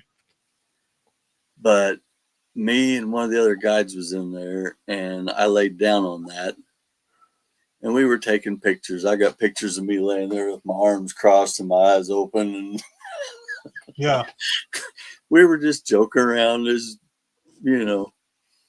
And I started to come out of it, and it felt like something grabbed my leg. And I started to come out of there, and I came out pretty quick. And I looked at Jeff and I said, something grabbed my leg. He says, oh, something got a hold of your pants. I said, no, dude, it got a hold of my leg. And he said, it got, I said, you lay down. He said, nope. He said, if it freaked you out, he said, I just watched you. I know. I'm good. Monkey see, monkey no do. Yeah. I mean, I probably would have. Yeah. That's just me. I think that me and you would be a really bad combination together, Copperhead. Either that or really good. Yeah, because I'm not scared to go anywhere that you were going to go. Let's go. Well, I always tell my groups, I do a little icebreaker when I'm getting ready to go on tour with them, you know. And I always tell them, I said, did you guys ever see the Facebook quiz? Which person would you be to die in a horror movie? Yeah. Some of them have seen it, some of them haven't. And I said, well, I took the quiz. And this is no joke. I die before opening credits. Oh, wow. I don't even make it to opening credits. Well, I guess we're both going to haunt Trans-Allegheny together because I'm right there next to you. They said, you hear somebody scream. What do? Go check it out. Run. Yeah, you run You towards hear a it. noise. You hear a noise. What do? Go check it out. Right. What do I do? Go get this one. And now the stories that we always wait until the end of it to talk about the paranormal. I mean, we've been talking about it a little bit here and there, but you've sent me about 4 photos that I really want to talk about. Okay. This first one, I want, from what I know, what you told us, but tell us a little about this story or this photo. Well, I had a group. This was a 2-hour paranormal tour, and I had a group that was scared to death. They were behind me the whole time. They would not walk in front of me for anything. And we were up, that's word T, and I'm holding my camera up just a little bit above my head, and I was clicking the I took probably 3-4 pictures, and that one showed up in the middle of those pictures. It was probably the 3rd picture. And I looked at it, and I'm like, what? And I blew it up on my little camera. It's a Sony, that Sony CyberShot. And I brought it up on my camera, and I zoomed in on it. And I'm like, And I turned it around, showed it to my group, and I said, can you see the barrette in her hair? She said, nobody was in front of you. Nobody was. I said, yep. They said, it's time for us to go. We got it. They were freaked out, and I'm like, no, let's stay up here and see if we can make contact, Yeah. And they were pretty much done after that one. This is what you paid for. Yep. That's crazy. And now, what ward was this? Where was this? That's ward T. That's up on the 4th floor. Okay. Do you get activity like that a lot? More shadow figures, voices? A lot of shadow figures. I bought a glow-in-the-dark ball. I got this thing off of Amazon. And the Kongs, the rubber Kongs that they use for dogs? Yeah. This is basically that kind of rubber. And it's got a hole through it that you put the dog treats in, and you can just glow in the dark. Well, a boy brought one, and we had a blast with that thing. So I bought one. My daughter took my other one. And I go up toward T, and I'll light that thing up with that 2,000 lumen flashlight. And I mean, it lights it up. Oh yeah, so it glows for hours. And then I shut it off, and I roll it down the ward, and they will actually roll that thing back and forth across ward T. And one night we were in there, and there's a screen on the fan down there, and the screen is kind of in a U shape, and somehow somebody had put it up against the wall, and there's no way the ball can roll behind it. I roll the ball down, they're moving it, and all of a sudden, this lady says, it's off the floor. I'm like, what? And I'm looking. Sure enough, it looked like somebody had it in their hand and was moving like this with it, Yeah. And I've got 12 people up there besides me that's watching this. And one guy tried to film it. It didn't come out. Wow. Of course. We went down to pick it up, and because it stopped moving. And I said, well, I guess you guys are done. Well, when he got it up in the air, I said, well, why you got it up? Just throw it back, and then I'll roll it back to you. And that hasn't happened yet, but I'm hoping. But anyway, we go down to get the ball. It was behind the screen. Wow. It was like they set it behind the screen. And there's no way that it rolled back there because it was moving back and forth across the ward. Right. So it didn't roll back, and we noticed it was getting farther away when it was up. And a guy walked down there with me to get it, and he yelled back up at them. He's like, you guys aren't going to believe this. And it was behind the screen. Wow. Wow. No. That's I want to go so bad. Nah. So where was this? What's the story about this one? Okay, this is lobotomy recovery down in the arts and crafts wing, and this is when we first started doing flashlight tours in October. And they were walking away, and the guy turned and took this picture. He looked at his phone and started freaking out. And the guide called me, and I had to go down and get him and walk him out. But you can see her right there in the middle. Yeah. And it's a young lady or a girl. And like I said, the tile over there is about 6 foot. So she's shorter than 6 foot. But anyhow, I had to go down and get him and walk him out. And before he left, I told him, I said, I want that picture. Yeah, for sure. I said, text me that picture right now. And he did. So I've got that picture on my phone. And they've got a picture of it down there that they blew up and printed out, but it's fading and you can't see it as good. But she won't talk to me. She's scared of me for some reason. Now, do you see figures like that with your own eyes? I have several times in there. Wow. Like I know you say you see shadow figures, but that's more of like a Is that what you see for the shadow figures, or is that more like a black figure, or the shadow? When I say shadow figure, it's usually the black figure. Okay. I have seen several of the gray misty figures that look similar to that. I've seen probably 4 or 5 full body. Thought it was a person that was there, and it wasn't. Right. No. Yeah, we like other than that, like that's I couldn't imagine sitting there talking to somebody and walking with somebody and have a full conversation like we are, and just probably shit my pants. Disappears. Yeah. Both of those did not make me happy. No, I bet not. So this story that you told me about this gentleman. Oh, that's probably the one I was outside for. This one you said this is one that you don't like you. Well, years ago, he didn't like me. And I haven't made contact with him since I've been back. He is I had to go down and lock up. And this was the same time as the Misty figure in Arts and Crafts. Okay. This is that same year. And I had to go down and lock up.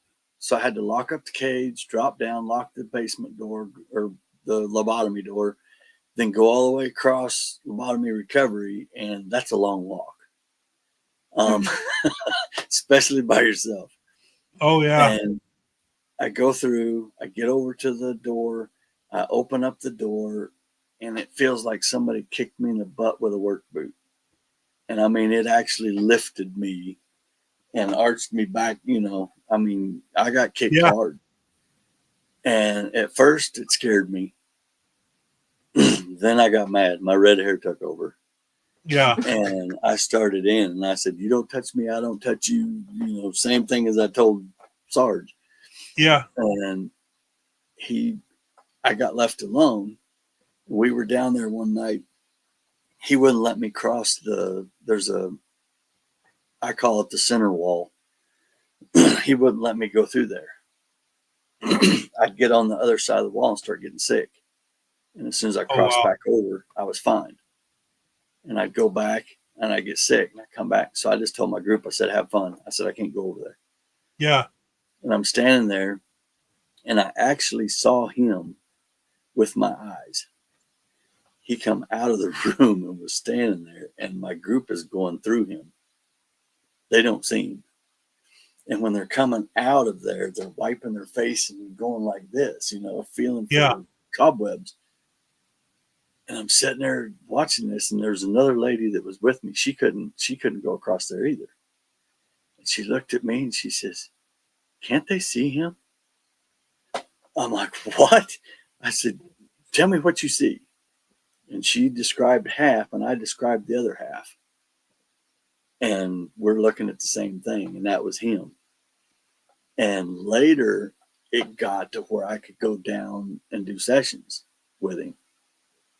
And it was the last flashlight session of the flashlight season for the flashlight tours.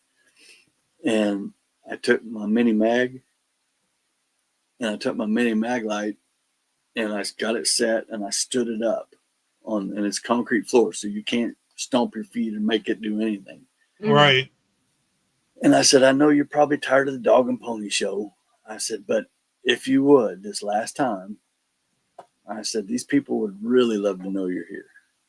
Can you turn that light on?" Immediately came on. And I said, "Okay, to prove this isn't a fluke, I'm going to count to 3. And when I say 3, shut it off. 1, 2, 3. Off it went. And my whole group's like, "Oh my gosh, oh my gosh." And I said, "If you're tired of us and you're ready for us to go, turn that light on and knock it over." Now, I never dreamed in a million years that light came on and it fell over. My whole group's freaking out. "We gotta get out of here. He wants us out of here. He wants us out of here." And I'm laughing. I walk over, picked up my flashlight, and kind of under my breath, I said, "Thanks, man. I can get out of here early tonight too." Yeah. And I said, "We won't be back down here to bother you for quite a while." I said, "Have a good break." But since I've been back, I haven't been able to make contact with him. I've been trying, but I've not made any contact with him yet. Now we got one more photo, but I want to save that photo for last. I have one video that I want to show. Now, this is approved. This is approved from your daughter.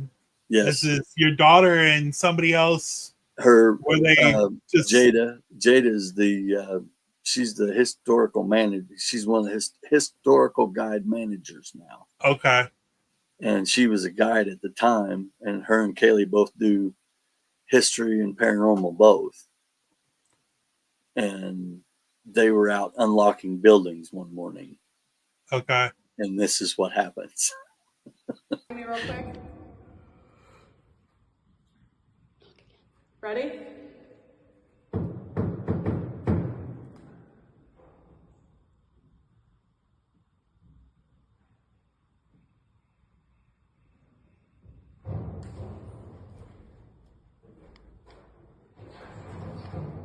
They have to be working. They have to be working out there. Can we go? Yeah. I'll play it for you. It's kind of low on our computer right now, but I'll play it for you when we get it done.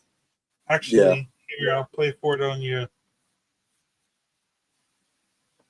She thought that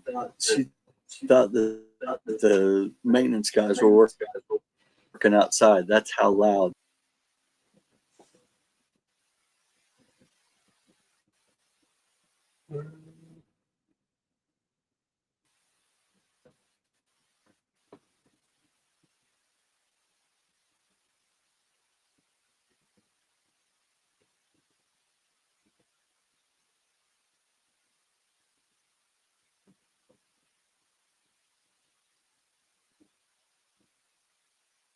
Oh, it's muted.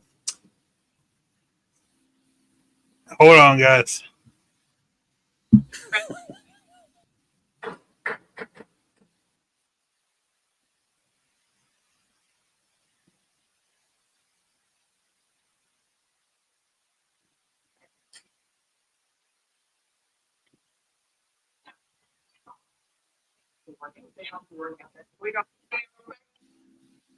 That's crazy. So do you have sounds like that a lot, or? I wouldn't say a lot. And it generally happens like when you're by yourself more than it does with the groups. Now, Okay. sometimes some nights, yeah, there was one on Ward 6 that I used to be able to get him to do it. There's these expanded steel screens in the windows so they don't break the windows. Right. And one of them is loose. Mm. And I was up there one night and there was nothing happening. This was several years back. And I said, do something. I said, this is ridiculous. Make a noise, do something. And I looked across. I was standing at the pillar at the day area, and I'm looking across in this room. This shadow figure appears in that room. And from down the hall, at the second he appears, down the hall, it sounds like somebody just took their fist and just hit it 4 times, just as hard as they could. Wow. My whole group took off running and screaming the other direction. I'm in the middle of the hallway dancing, heading for the noises. and I used to get him. He used to do it for me a lot. I can't get him to do it at all now. And he's down there. I know he's down there. I communicated with him with dowsing rods and stuff, and I know he's still down there, but he's not going to do that for me, but he'll do it for some of the other guides. And we've been on the floor above or the floor below when he does it. Holy crap. I mean, it just echoes through that building. It is so I bet. A building that big and just empty, I'm sure it echoes through the whole building. Oh, yeah. Yeah. Wow. You can, me talking about like this, you can hear me on the 4th floor in the center section. It just travels right up the stairs. So I couldn't imagine how loud it was with 2,400 people in it. Oh, yeah. Yeah. Just screaming and yelling and crying, and I couldn't imagine. Mm-mm. I get loud and you get overwhelmed. Yeah. All right. This is our last picture. Our last photo. And then we have the question of the week. Let me know what you think about this photo. What's the story on this one? We were there for, it was an employee, the haunted house employees. They win if they go, I forget how many nights in a row to work at the haunted house, they give them like a 4-hour ghost hunt. Yeah. And one of the guys was walking down. That was Ward B. One of the guys was walking down through there, and he took that picture. And you can see the figure down there. He didn't see it at the time. Yeah. And she just showed up in the photo. Wow. That's what I tell people all the time. Just keep taking pictures. Take thousands of pictures. Just don't stop taking pictures. You never know what you're gonna get. I've got some on my computer that I've transferred them to my phone, and you can't see them in my phone. Wow. And I couldn't see them in my camera, but I put them on the computer. The room has to be dark, and it's in the Civil War section. There's a nurse standing in the far door, and she's got her arms in front of her, and her head's kind of cocked to the side. You can see the bun in her hair. You can see her dress. You can make her out perfect. And then one night I was in there, and I was following Michelle on a tour, and I was just snapping pictures. I took a picture and I looked at it, and there's this guy with a big handlebar mustache, and his head is almost at the door jamb, and he takes up the whole door. I mean, he's huge. And I've got it on my camera, and I'm like, yes. I get home, I put it onto my computer. He's not in the picture. And I'm like, what? And I got back to my camera, and he's not on my camera picture. Wow. So now how does that happen? You know, how did that happen? Because I know what I saw. Yeah. Yeah. You know, it's there, and you can see it just as plain as day. And like I said, he was dark-headed, big, humongous handlebar mustache, and he was big, standing in that doorway, and I can see his face as plain as day, still, and you could see his whole face. Yeah. He's not in the picture. He's nowhere. Wow.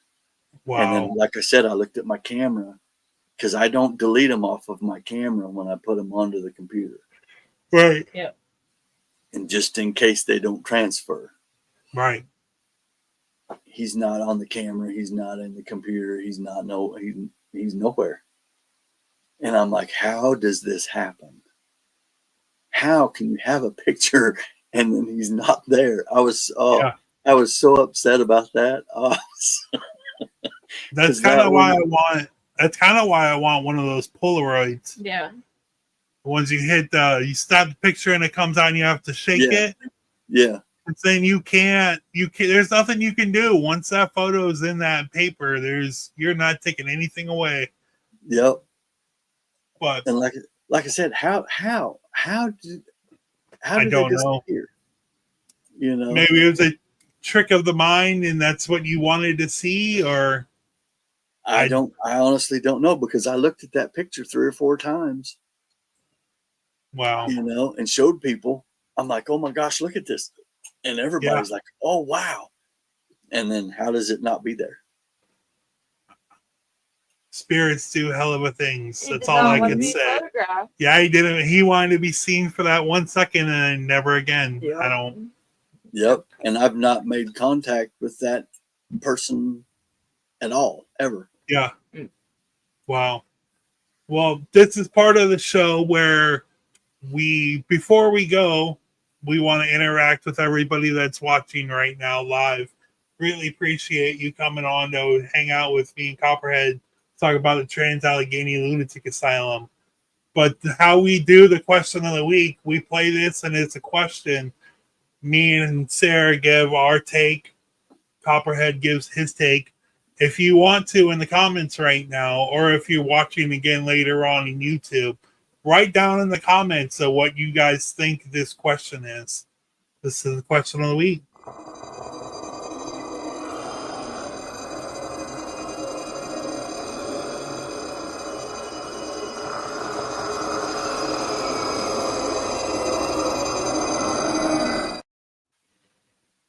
So do you think spirits of how they stay at the asylum because the way they were treated in the asylum?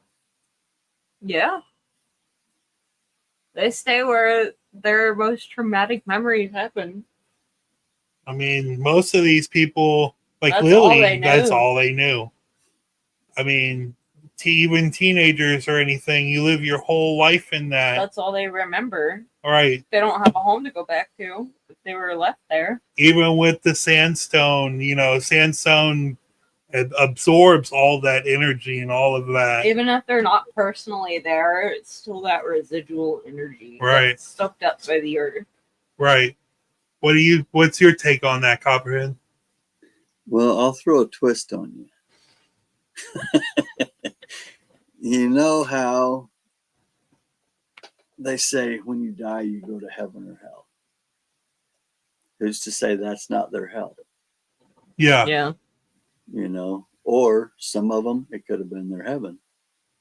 That's true. I mean, I'm sure it couldn't have all been bad all the time, every day. Yeah. Bad.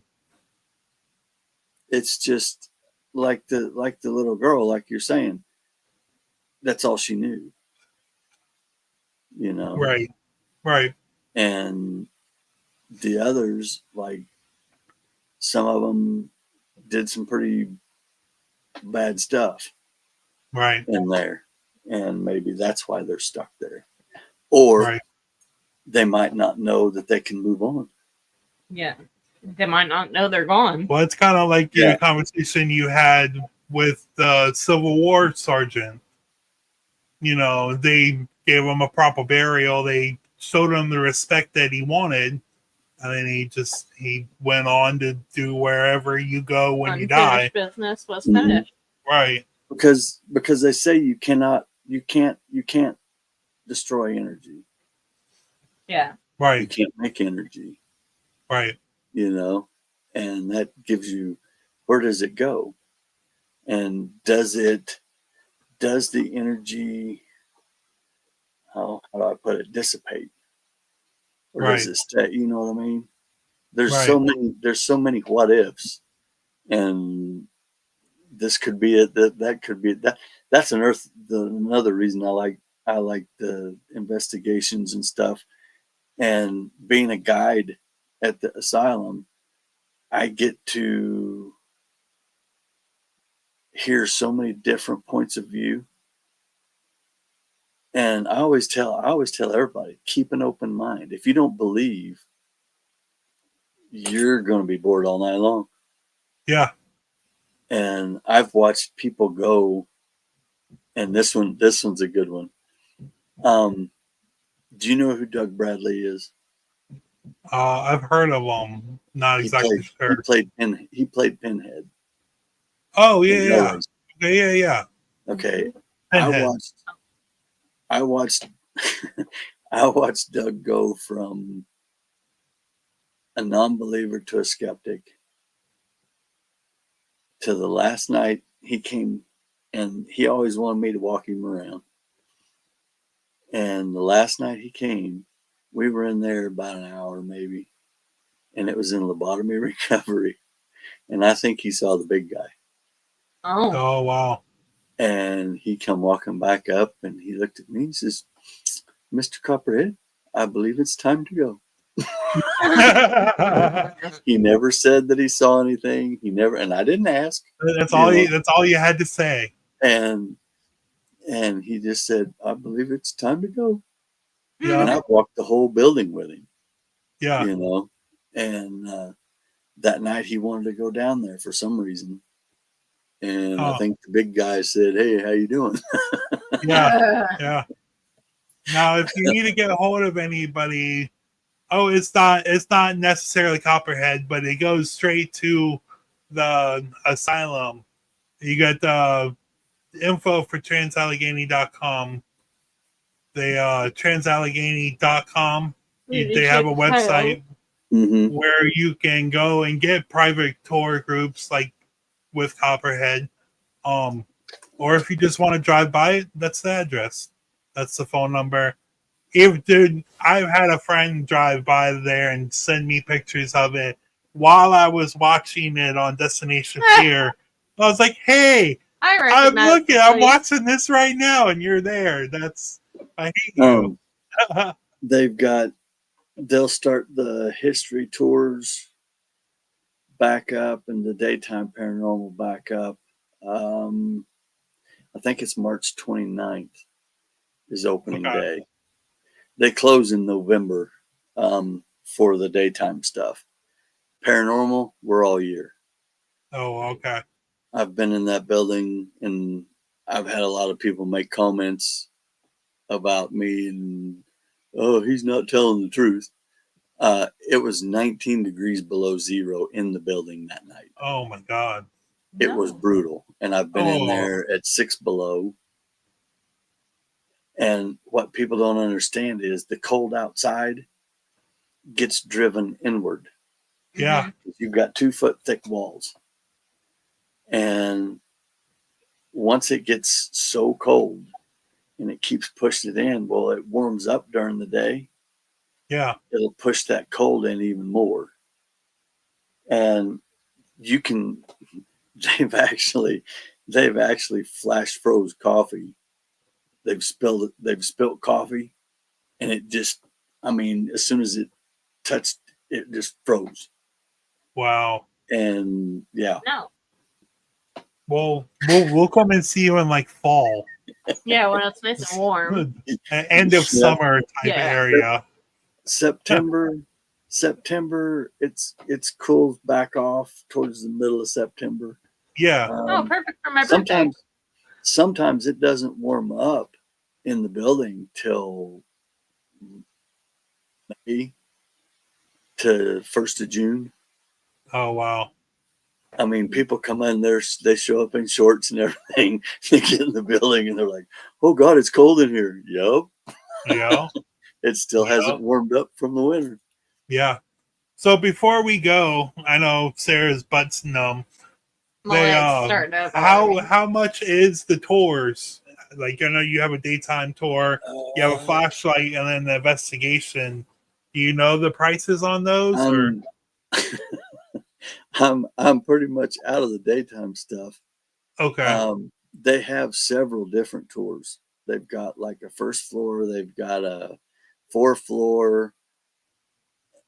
I forget what else they've added to it now. They've got so many, and I've not been back long enough. I haven't done any daytime anymore because they've got nighttime used to do the paranormal for the daytime and the nighttime. Mm-hmm. Okay. Well, now nighttime's just nighttime. So the prices and stuff. I'm sure it's all on the. It's all on the website. Yeah. Right. I just figured I'd ask before. It's for an overnight, a public, it's $100 a person. That's not bad at all. For 8 hours. And they also do the 8 hours. Yeah. They do and the. Do you have free reign of the property, or? If you come with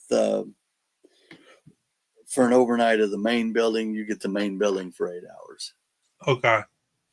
They also do the 3 back buildings at different times during the summer. Okay. So you just have to watch for those and see if they've got any, or call the office. Right. And they should have the number up on the website. Got you.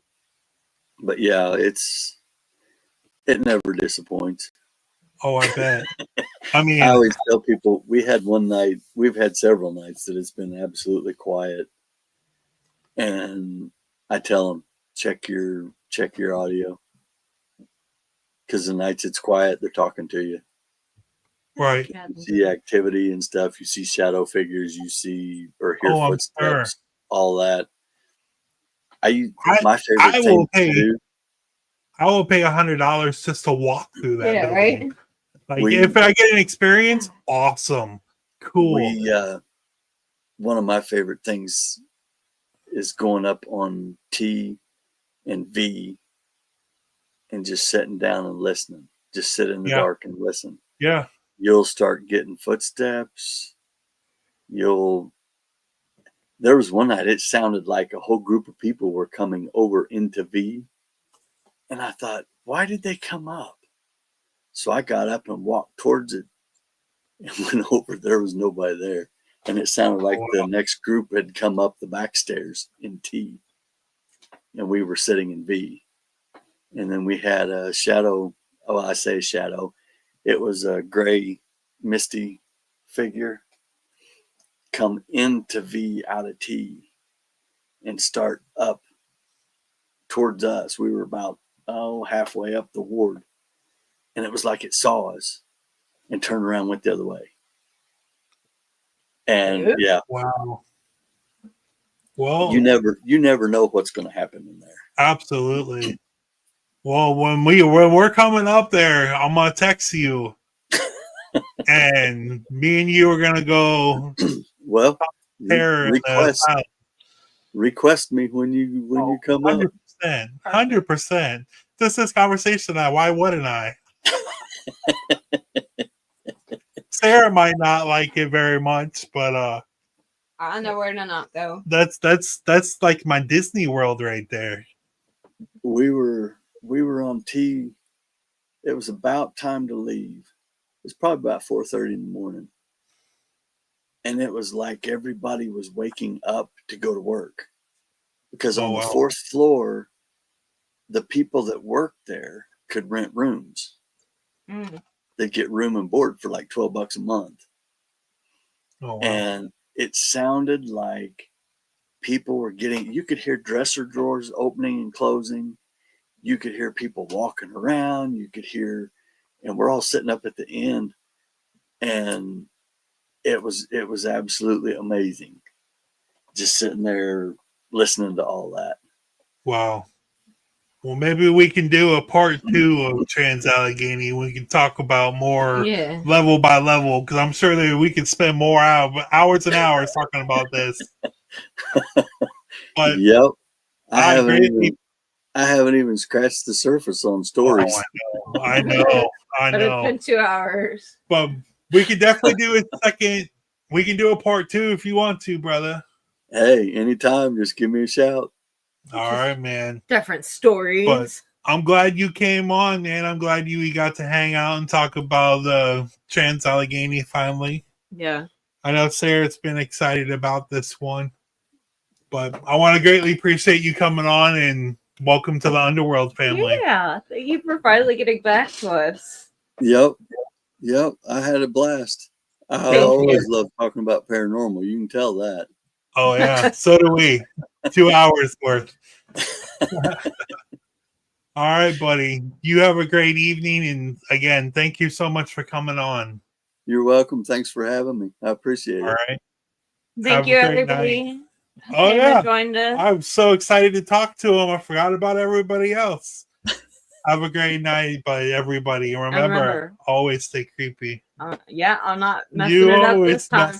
I ain't messing it up this time. Man. Have a good night, everybody. See you. Yep.